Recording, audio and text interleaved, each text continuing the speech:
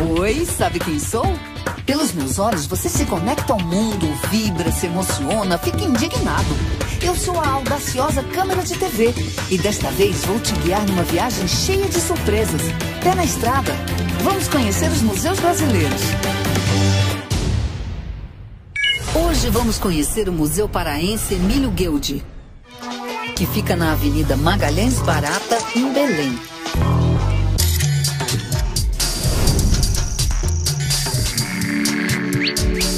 Se você gosta da natureza e de ver animais bem de pertinho, hoje o programa está para você.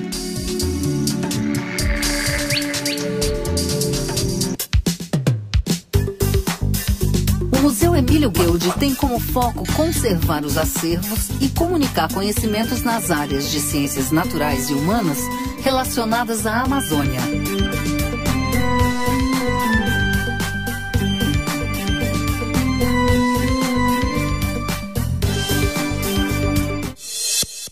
A ideia de criar esse museu surgiu no século XIX, auge das expedições naturalistas na Amazônia. Por aqui passaram ingleses, alemães, americanos, franceses, italianos e russos. Todos ávidos pelo que a região mais rica em fauna e flora do mundo tinha a oferecer. Por que não, então, criar uma instituição para apoiar as expedições, formar cientistas e preservar as coleções? Foi assim que tudo começou. Bem-vindos ao Museu Paraense Emílio Gueldi. Esse é um dos mais antigos museus do Brasil. Foi fundado pelo mineiro Domingos Soares Ferreira Pena. E hoje leva o nome de um zoólogo suíço.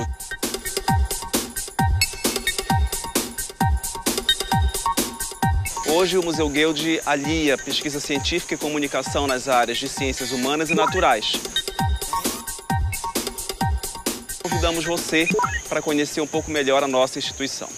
O zoólogo e naturalista suíço Emílio Gueldi chegou ao Brasil com 25 anos de idade, contratado pelo Museu Nacional do Rio de Janeiro. Alguns anos depois, aceitou o convite para assumir a direção do Museu Paraense, que estava em estado de abandono. Sua missão seria a de transformar o local num grande centro de pesquisa sobre a região amazônica. Foi o que ele fez com sucesso, além de criar também o Parque Zoobotânico, com mais de 500 espécies da fauna e flora regionais.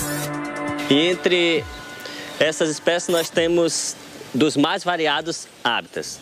Uma delas aqui, uma das maiores que nós temos, é a samaúma. Essa espécie já está com 40 metros de altura e ela pode chegar até 60.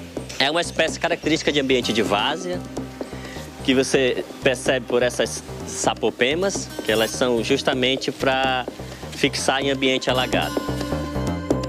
Além dela, nós temos algumas outras espécies também de grande importância.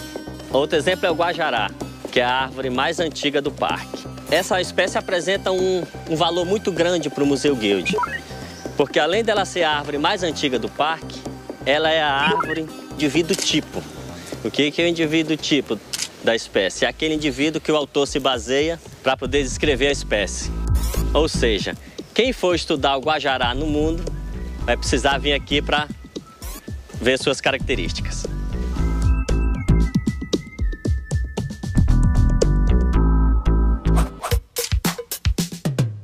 Como previsto por Gueldi, o parque concentra as atividades educativas do museu, uma espécie de laboratório para as aulas práticas. Bom dia a todos. Bom dia. Muito prazer, muito bom receber vocês aqui no Parque Zoobotânico do Museu Gueldi.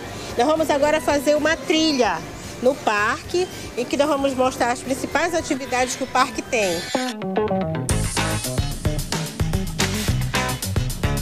Aqui que estão as tartarugas da Amazônia.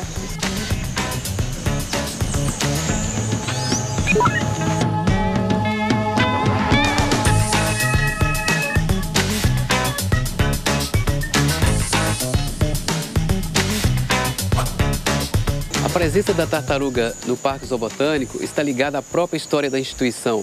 Temos tartarugas aqui com mais de 30 quilos, 1 metro de carapaça.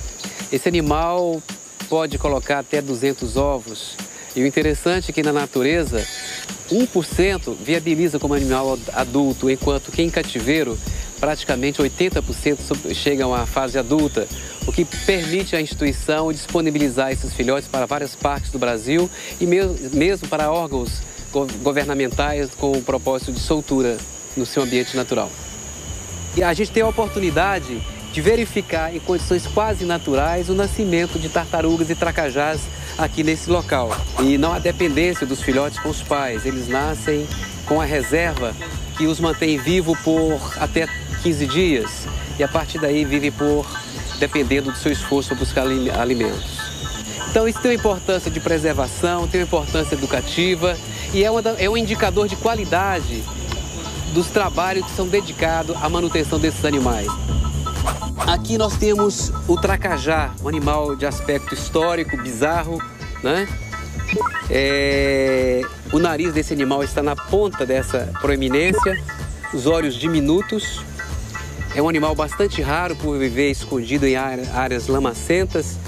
E dentro há nascimentos também aqui na instituição, mas é um animal que merece ainda muita pesquisa quanto ao seu aspecto reprodutivo.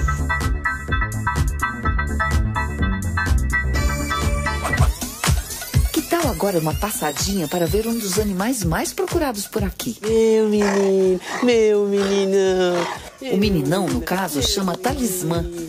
Meu menino. Ele vive aqui no parque com sua companheira um pouco sonolenta no momento, Luacan.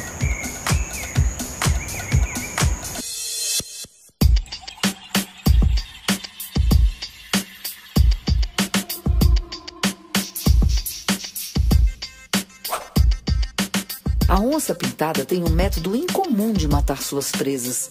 Ela morde o crânio entre as orelhas, atingindo diretamente o cérebro. Uma mordida fatal.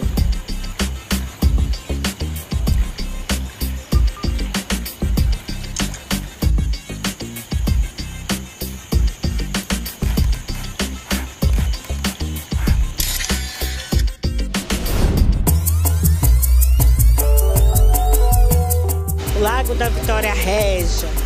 Diz uma lenda tupi-guarani que a índia Nayá todo dia esperava pela lua acreditando que esta a transformaria em uma estrela do céu. Um dia, Nayá, ao ver o reflexo da lua no lago, teria mergulhado e se afogado. A lua, para recompensar o sacrifício da Índia, a transformou numa Vitória Régia. Adoro lendas. Nós temos aqui a Vitória Régia, que é possivelmente uma das plantas mais adaptadas ao meio aquático que se tem aqui no parque. Ela tem várias estratégias para sobreviver nesse meio. Uma delas é esse pecíolo longo, pecíolo que é essa parte comprida que liga a folha ao tronco da planta. E como ele é bem comprido, à medida que a água sobe, ele sobe junto, e quando a água desce, ele se espraia.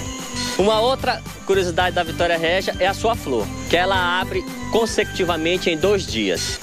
O primeiro dia, ela abre no finalzinho da tarde, e ela abre branca, passa a noite toda aberta e no outro dia, no início da manhã, ela fecha. E quando é no finalzinho da tarde, ela abre novamente e passa a noite toda aberta. E quando é no segundo dia, ela já fica dessa cor, que já ficou meio rosa e não fecha mais. Agora vamos conhecer a casa em que morou Emílio Gueldi. Ela foi comprada de um coronel da região em 1895 para servir de residência família e também como um local de exposições. A casa de estilo neoclássico mantém até hoje as cores originais. Em 2005, ela passou por uma reforma para poder abrigar as exposições permanentes e temporárias do museu. A atual exposição temporária chama-se Amazônidas, onde nós apresentamos a trajetória histórica das pesquisas antropológicas do Museu Gueldi. O que nós queremos valorizar, sobretudo, nessa exposição é a história da formação do acervo, que é um acervo de referência para o conhecimento das sociedades amazônicas do passado e do presente. Ela está dividida em 2 partes. Na primeira foram selecionados 10 antropólogos e arqueólogos que construíram a antropologia no Museu Gueldi e ajudaram na institucionalização desse campo de conhecimento no Brasil.